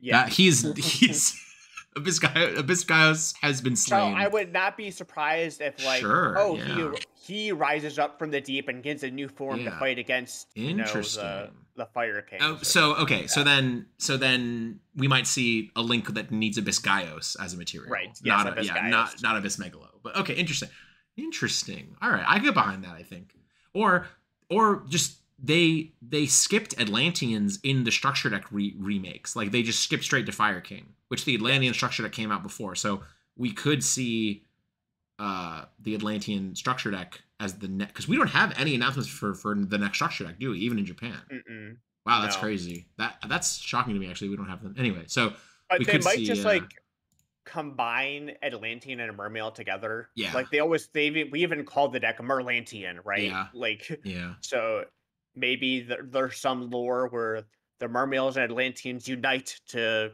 fight to against fight the new Fire Kings, and then Fire we'll get Kings. a new Fire Fist card to be a Fire King Fire Fist bear or yes. something. We'll see. Okay. Anyways. Yeah. Anyway, yeah. we're talking about We're talking about Legacy Destruction. I don't even...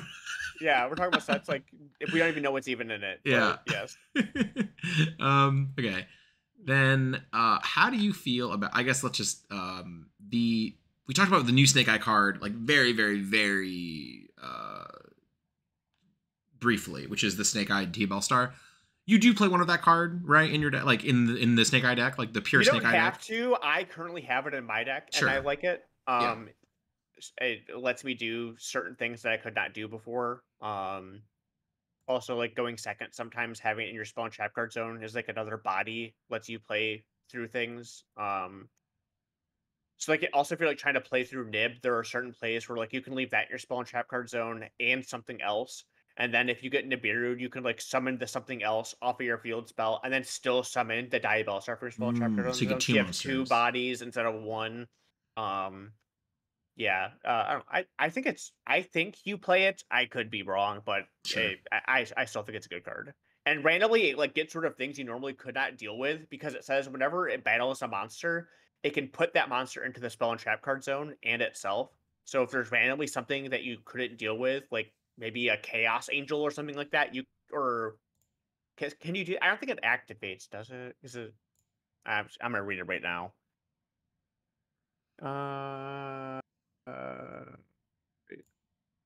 When this card attack is declared, it does activate. So if there's normally something that you couldn't deal with or don't want something to be destroyed by battle, like if your opponent has the voiceless ritual monster that can't be targeted, right? You could. That's a reasonable one, I think. You would just put them both in the back row. Yes, you can put him into the back row, and then also it doesn't trigger the spell in the graveyard, which says like when one of your guys leaves the field, it summons one from deck. So this is like a good way to do that. It's like a more of a niche effect, but I think it will come up. You can play one, you could play one of this very reasonably. And as it was mentioned earlier, it's just a spellcaster that you can summon off of a Snake Eyes effect that you can make Celine with, right? And it's just fine. Well, also you just summon off her own effect because she just says, "Well, she's in the back row." You can just push her up herself. So most of the time, you just do that. Like you can, a lot of times, like when I use Poplar now, I just use Poplar to put her into the spell and trap card zone, and then she just summons herself. Eventually, in the turn, yeah, for sure. Okay, I guess I mentioned, so Centurions, we talked about a little bit, Valmonicas and Mementolans. I'll be honest with you, I do not know what the decks do without these cards, and I do not know what the decks do with these cards. I know there's more support for them coming out in Infinite Forbidden that got announced over the weekend, and I know that the price for some of these cards have gone up a lot. So do with that information what you will, but I don't know what they do. Like, I don't know what the new cards add to the deck, so I will sit this one out, I guess. What is left? New Ashen cards. Not we will great. not talk about those. Yeah, not great. I would rather them just stop printing TCG exclusive at this point Yeah. because you will always be led to disappointment. I expected nothing and was still disappointed, you know? Yeah. The only one I really want to talk about from the TCG exclusive, I guess there's two I want to talk about. Multi-universe. Yes. I think don't. that card is really interesting. Yeah, I wish it wasn't printed, and I think it's interesting. I wish it wasn't printed because I feel like I heard this card is, as we Ugh. say, this card cannot be used for anything. This card good. cannot be used for anything but evil. If you look at Ancient Fairy Dragon and you look at how that card was errataed to be removed from the Forbidden and Limited list, and then consider how this card interacts with Ancient Fairy Dragon, it just opens up more and more application to like do exactly what that card was changed to not allow to happen. And I'm not saying that this card existing immediately breaks the whole game of Yu-Gi-Oh! I'm saying that Ancient Fairy Dragon was banned for a reason and was changed for a reason, and this card existing mitigates that very intentional design choice, and I don't get it. Like, I don't understand. For those of you that are unaware, Ancient Fairy Dragon, with its errata, you cannot add a field spell with the same name as the field spell that was destroyed, yours or your opponent's. If you destroy your opponent's field spell, you cannot add, one of the same name. This card plays a field spell in either player's graveyard. Yes. So, or banished. Yes. But I want to point out something is that I don't know who wrote this card, but Ryan, do you have this card in front of you? I do, yes. Okay, so this card has an effect that does not matter, and someone forgot about it. And it's the very first sentence. Activate only if you do not control a face-up card in your field zone. Oh, because you can just set this card over your active field. That's hilarious. Yes. Wow, you really just can. That's crazy. Wow, you really can just do that, huh? Yeah. Yes. Wow. Activate only if you do not control a face-up. Activate only if you do not control a face-up card in your field zone. Wow. That. Yeah. My jaw's actually open right now. Like, I'm actually like Huh. Okay. Well, that's fun. That's crazy. Wow, I don't know why this is so fascinating to me. Wow, that is really something. It's literally someone literally was not thinking when. Yeah, that line of text actually does not matter. Wow. Huh. Okay. And now you know. Sorry, give me a second. I'm actually like, this is. Huh. Okay. Wow, that's crazy. Yeah, that is something, isn't it? Wow. I'm actually like a little tilted. All right, well, the card I wanted to talk about was there's a bunch of these really weird like warrior supports that are like kind of mid. Like if they came out quite literally 10 years ago when the Duelist Alliance Battle Guard cards came out, maybe they'd be okay. But yes, it is crazy to me to say Duelist Alliance came out 10 years ago. That is crazy. Like this adds Battle Guard Howling from your deck to your hand. That card came out 10 years ago. If this card came out 10 years ago, it would probably be played, or maybe it would be playable, maybe, but it did not and is not. Double Die is the card that I sort of find the most interesting and at the same time most disappointing with how these types of TCG exclusive cards are printed. See, my favorite one is Pyrite Knight, which is also a warrior. I think that card's really interesting, but you can talk about yours. So, and then, okay. So I don't think this effect, I don't think it's interesting because it's a unique effect. I think it's interesting from a design perspective where I look at all of the restrictions placed on this card, and I think if you remove all of them, this card is still not good. And that is my biggest issue, I think, with the design of these cards. So activate one of these effects. If you control no monsters, special summon one level 4 warrior from your deck. If this card did not have the restriction of if you control no monsters, and it was just special summon one level 4 warrior from your deck, this card would not be good. No. It would be I would argue, still borderline unplayable. it actually, the only card I can think of that actually has actual real world synergy with is Vanquish Soul Raisin, and that's just because my brain doesn't work properly, and that's the only thing I can think about. But summoning Raisin from your deck in the column that you want, it triggers its effect, and then you can destroy their monster. That would be, and it's like consistency in air quotes, that would be like a card a Vanquish Soul deck might think about playing, but still probably wouldn't. And no other deck at all would ever consider this card for a long, it's not even level 4 or lower. It's level 4 specifically. Yeah. So it's way more restrictive than you might think already. But it's if you control no monsters. And it's a trap card, which means you have to spend your turn doing nothing. And this is like my problem from a design perspective with... So they seem to put so many restrictions on cards that do not matter. And they put no restrictions on cards that are insane. Yes. Right. And this happens the most with trap cards. Trap cards are the weakest cards in Yu-Gi-Oh! Unless they're the ones that say you cannot do anything. They prevent you from playing the game. Yeah. And I think trap cards need to be more lenient because they are so weak and not have as many restrictions, as long as they aren't things like continuous traps or things that say like dimensional barrier, like cards. But this card right here, like so much, like you could activate 10 of this card in one per turn. It doesn't need to be once per turn. There are lots of trap cards that don't need to say once per turn. This card doesn't have any of these other restrictions on it. And there are lots of other trap cards like that too, where like this card could be slightly playable or more playable if it just didn't have restrictions on it, because it's a trap card and trap cards are terrible. Yeah. This does have a second effect. If you do control a monster, target a warrior monster you control, special summon an earth warrior monster with an equal or lower level from your deck or graveyard. So technically, if you did, this is not just spend your turn doing nothing, some level 4 monster. It's if you did spend your turn doing something, you get a monster still from your deck, but not a great one, and it's a trap card. I actually think if this card was a spell card, it still wouldn't be played. It would be maybe playable, but like if this card was a spell card, this is not a tier 0 deck. Like this is not the best deck. Like maybe it's okay. A spell card that's a hero lives without paying life points is pretty fucking good. I don't know about a hero live already exists. I don't think paying life points is relevant to a hero lives effect at all, honestly. I think a hero lives effect that is generic to summon Armageddon Knight is pretty brilliant. Oh, okay, maybe, sure. I guess, okay, I didn't think about Armageddon Knight. Yeah, that's why I pay the big bucks. I didn't think about Armageddon Knight.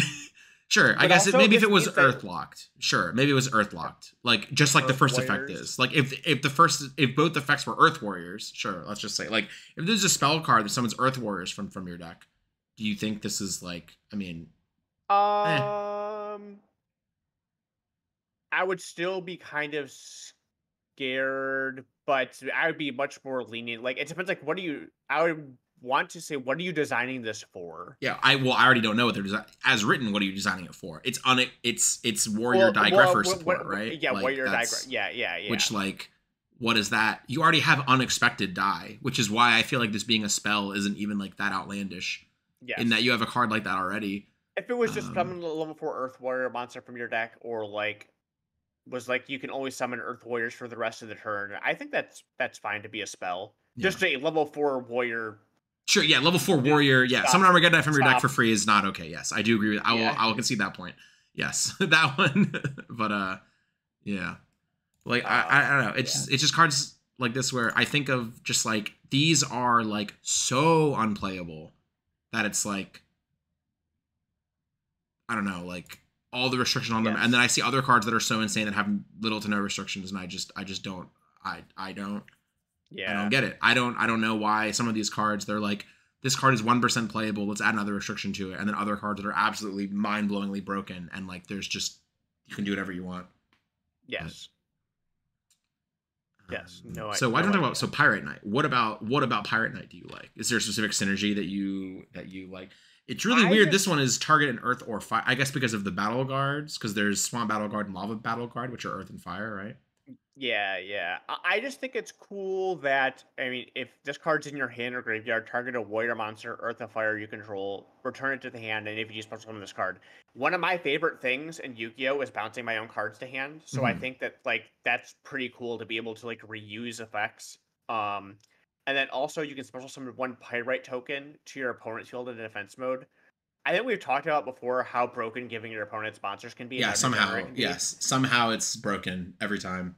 And I think that in my head, it was like, oh, like giving my opponent something, a token, there has to be something here. I think like this is like kind of on par with like a cool effect that seems like it could do really cool stuff, um, but it's still like limited by like earth or fire monsters. I don't know what it is, but this card just really interests me because there's not another card I can think of that does something like this. Like it summons From itself graveyard, yeah, summoning from from grave, bouncing, yeah, from it's a, graveyard, yeah, that bouncing a guy like is a a very Zephyros, and unique, then yeah.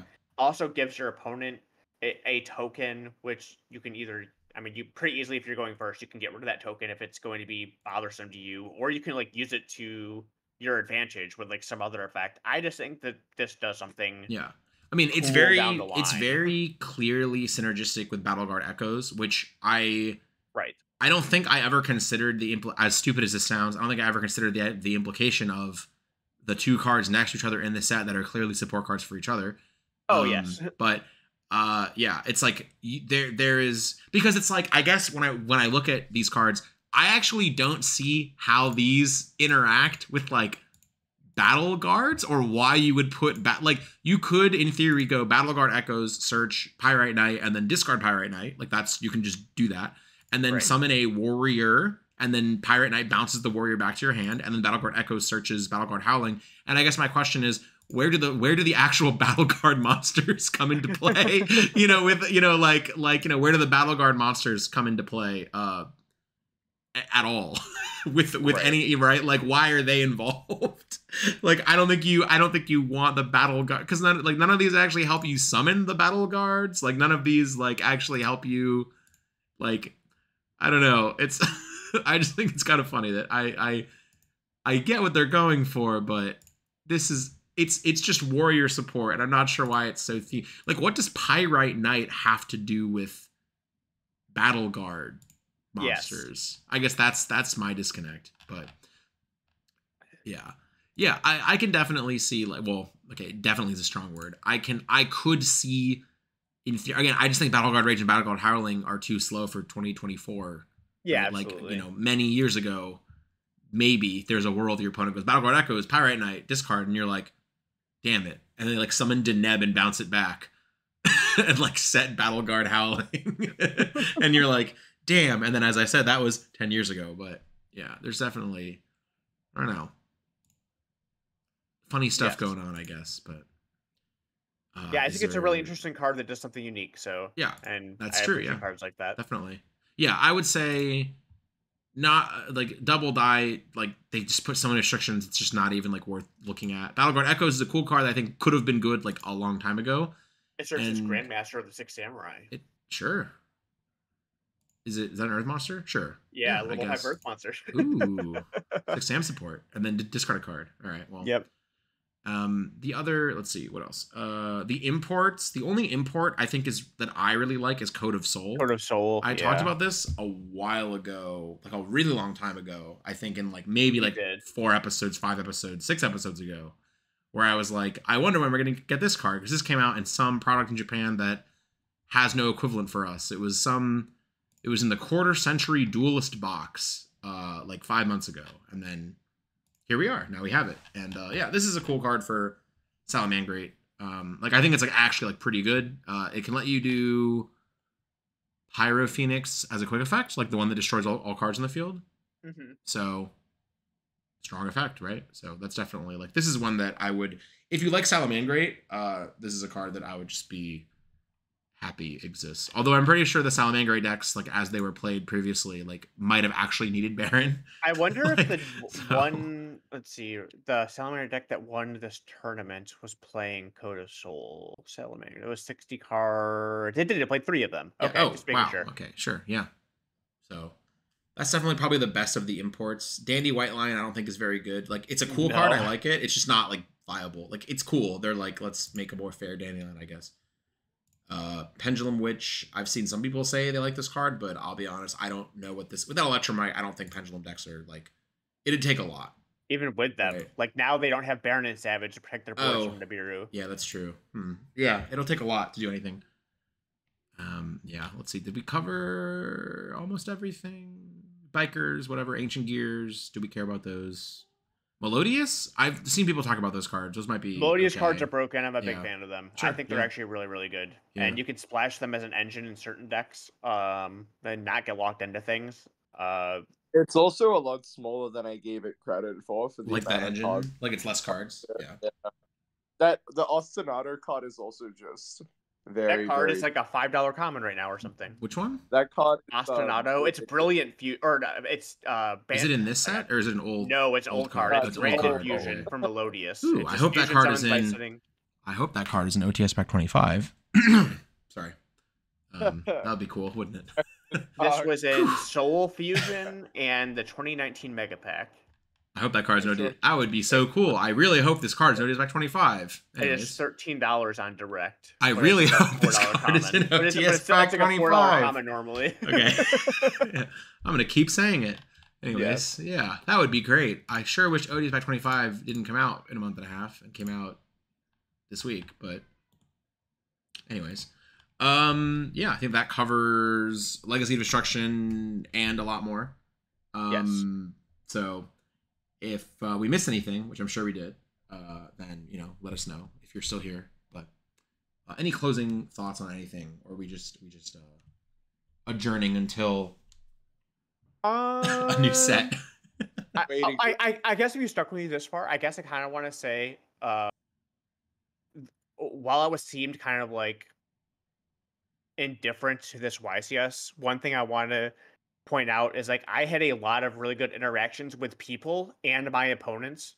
So if you're out there and I had an interaction with you, just know that I appreciate you, and my event was better having you as my opponents and people I talked to, because as for tournament experiences go, I had like no bad experiences at all with players, and everything was like really positive, and I really appreciate that. So thanks. Yeah, I did not end up playing in the main event, but I was there, and I did also have a lot of very positive interactions. A couple people came up and asked about the podcast, and I said they liked it. There's one guy who was really enthusiastic about the series that Max and I did with Jesse's channel that got posted last month, and he got it was actually really funny. He asked me to sign a playmat, and then I was with Max the whole weekend, and he was like so he asked me and Max to sign the playmat, and then I was like, we can definitely get Jesse to come over here and sign it. And then as we were talking about that, John Wilkin walked over, and I was like, John, sign this guy's mat right now before anything. Sign this guy's mat. And then Jesse, I texted him, and before he even read the message, he just walked over and then signed the guy's mat. So, that was a very funny interaction. That I put out the bat signal to get everybody to come sign the mat, and then without even seeing it, they just happened to walk over. Wow, Ryan, if you're listening to this, you need to sign this playmat. Yes, Ned and Ryan, you need to sign this playmat. I agree. Yeah. So. I had a lot of fun at Raleigh, even though I didn't play, but I did actually enjoy it. It was a very I was way more relaxed than usual, I think, at an event, and I was actually you weren't playing. I wasn't playing. So was I, because I had no expectations. Yeah. I was just chilling the entire time. No, and then it's also I live kind of I drove. I didn't fly. I just Friday morning I drove down, and then I left Sunday afternoon, and I was in my I was home by Sunday night, so. I only live 3.5, 4 hours away, so it was just a pretty low key experience. Well, I also had a pleasant experience, except I went 6-3, missed top 64, didn't get an alt-art kid, which sells for $500, and that was about it. The rest is cool though. Yeah, I'm going to Universe's event this weekend, so. Oh yeah, he's going to be in Vegas. Yep. That should be cool. I hope so. It's the first event of the new. Oh, it's the first North American event of the new season. So I'm hoping, and my deck that I've been doing really well with rotated out. So I have a new deck that I like a lot, and I think I'm pretty good with. But I don't know if the deck is actually good. Which there is a huge, you know what I mean? Like I think I'm playing it correctly, and I like it, but I'm not sure if it's actually like a good deck. Sure. So we will see. Fingers crossed. But yeah, so that covers it for our YCS Raleigh and Legacy of Destruction review and OTS pack 25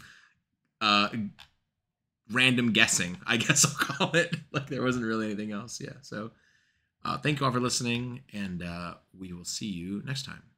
Adios. Bye.